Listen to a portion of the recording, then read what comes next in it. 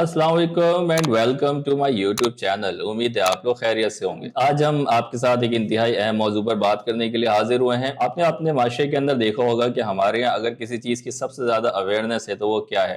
50% से ज़्यादा बच्चे हमारे आयरन की कमी का शिकार हैं, तो इसका मतलब है हमें ये नहीं पता कि हमें अपने बच्चे को क्या खिलाना चाहिए। 60% से ज़्यादा हमारी जो पॉपुलेशन है उसमें विटामिन डी की कमी का शिकार है। इसका मतलब हमें नहीं पता कि हमें विटामिन डी कैसे लेना है।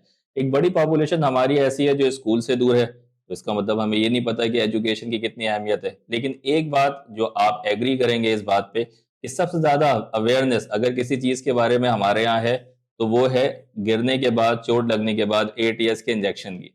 बच्चा हो या बड़ा हो, छोटा हो, बूढ़ा हो, जवान हो, सबको ये बात पता होती है कि अगर मैं गिरा हूँ, मुझे सड़क पे चोट लगी है, मैं गिर गया हूँ, मेरा बाइक से एक्सीडेंट हो गया, तो सबसे पहले जो है वो आपने आके एटीएस का इंजेक्शन लगवाना है। अच्छा, अब सूरत-ए-हाल ये होती है कि हमारे पास इमरजेंसी के अंदर लोग आते हैं और साथ में एटीएस का इंजेक्शन लेकर आते हैं कि डॉक्टर साहब ये हमने लगवाना है। अगरचे हम उनसे पूछते हैं कि भाई आपको चोट कैसे लगी? तो वो कहते हैं कि हमारी उँगली में सुई चुभ गई थी। तो हम उनसे पूछते हैं कि आपने पहले एटीएस लगवाया है? कह रहे हैं जी, जी अभी 2 हफ्ते पहले लगवाया था, अब दोबारा लगवाना है। तो अब किस ज़ख्म के अंदर एटीएस का इंजेक्शन लगवाना चाहिए, किस ज़ख्म के अंदर एटीएस का इंजेक्शन नहीं लगवाना चाहिए, ये ज़िम्मेदारी किसकी है?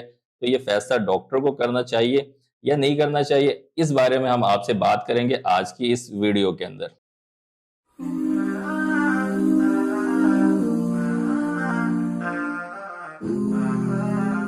तो जी जनाब, किस जख्म के अंदर एटीएस का इंजेक्शन लगता है, किस जख्म के अंदर एटीएस का इंजेक्शन नहीं लगता है, आज जानते हैं अपनी इस वीडियो के अंदर। तो देखें, सबसे पहले तो हमें यह समझना होता है कि असल में टेटनस बीमारी होती किस वजह से है। तो ये जो टेटनस बीमारी है, ये खतरनाक बैक्टीरिया की वजह से होती है जिसका नाम है क्लॉस्ट्रिडियम टेटनी। हमें इस बैक्टीरिया के बारे में थोड़ा समझना होगा, फिर कहीं जाके हमें ये बात समझ में आएगी कि किस चोट के अंदर ये बैक्टीरिया जो है इसकी ग्रोथ ज्यादा हो जाती है और ये हमारे लिए खतरे का बायस बन सकता है। तो दर हकीकत ये बैक्टीरिया, इसको ऑक्सीजन पसंद नहीं है, मतलब ये एनएरोबिक बैक्टीरिया होते हैं। हर वो जगह जहाँ पे ऑक्सीजन ज्यादा होती है, यहाँ पे इसके सर्वाइवल मुश्किल हो जाता है। गंदी जगहों के ऊपर होती हैं, जैसे जानवरों के फुजले हो गए या जमीन मट्टी के अंदर वगैरह इसके जरासीम पाए जा सकते हैं। तो हर वो चोट जो कि गंदी हो, जिसके अंदर मट्टी लग गई हो या जिसमें किसी जानवर का फुजला या गोबर वगैरह लग गया हो, या ऐसी कोई चोट हो जिसके अंदर आपको लगता है डीप वुंड है, अंदरूनी तौर पे चोट लगी है, वहां पे ऑक्सीजन की सप्लाई नहीं हो सकती, और अगर ये बैक्टीरिया गया तो ये वहां पे जाके बहुत ज्यादा डैमेज कर सकता है। तो ऐसी ऐसी चोटों के अंदर जो है वो आप एटीएस का इंजेक्शन या टेटनस की वैक्सीन लगवा सकते हैं। अब जरा समझते हैं। देखें, अब ये बात तो आपको हमने क्लियर कर दी कि हर वो जख्म जिसके अंदर ऑक्सीजन कम हो, जो बहुत ज्यादा गहरा हो या बहुत ज्यादा गंदा हो गया, उसके ऊपर मट्टी लग गई हो या उसके ऊपर गोबर लग गया हो या ऐसी कोई चीज हो, तो उसके ऊपर आप एटीएस के इंजेक्शन लगवाएंगे। अच्छा, हर वो जख्म जो कि सुपरफिशियल हो, मिसाल के तौर पे आप घर में जा रहे हैं और बेड के कॉर्नर से आपको चोट लग गई, हल्की सी खराश आ गई, या घर में आप सब्जियां काट रहे हैं चाकू से और हल्के से आपको उसके अंदर थोड़ी सी ब्लीडिंग हो गई, थोड़ा सा कट लग गया, तो ऐसी वो जगह जो सुपरफिशियल हो, सतही जो चोटें हो, उसके ऊपर आप एटीएस का इंजेक्शन नहीं लगवाते, उसमें जरूरत नहीं होती है।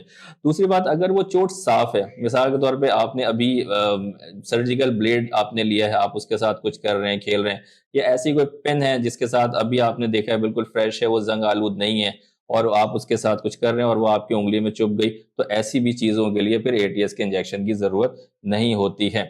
अच्छा, एक हमारे यहाँ कॉन्सेप्ट बड़ा इंपॉर्टेंट है, वो ये कि जंग लगी भी जो चीज होती है उसके अंदर आपने एटीएस का इंजेक्शन लगवाना होता है। तो असल में जंग जो है वो कसूरवार नहीं होता, क्योंकि वाली जो चीजें होती हैं उसके अंदर ऑफ कोर्स वो जाहिर है पुरानी हो जाती है, उसके ऊपर मट्टी जमने के चांसेस होते हैं, तो वो मट्टी है जिसके ऊपर बैक्टीरिया बैठ सकता है। इसी वजह से कहा जाता है कि जो जंग आलूद चीजें होती हैं, कील है या ब्लेड है, उसके ऊपर लाजमी लाजमी आप एटीएस का इंजेक्शन लगवा लें। तो उम्मीद है आपको ये बात अभी समझ में आ गई होगी कि हर वो चोट जो कि सतही हो, सुपरफिशियल हो, गंदी ना हो, और उसमें कोई जंग वाली कोई ऐसी चीज ना हो, घरेलू जो चाकू हैं, छुरियां हैं, उसकी वजह से वो चोट लगी हो, तो उसमें एटीएस का इंजेक्शन नहीं लगाते हैं। और हर वो चोट जो गंदगी हो, जिसमें फर्ज करें जमीन की मट्टी वगैरह लग गई हो या गाय का गोबर वगैरह लग गया हो, या ऐसे कोई ब्लेड लग गया हो, ब्लेड से चोट लगी हो जिसमें जंग मौजूद हो, जो आपको लगता है कि कंटेमिनेटेड ब्लेड है, तो ऐसी ऐसी चीजें जो है उसके अंदर आप जरूर से एटीएस का इंजेक्शन लगवाते हैं।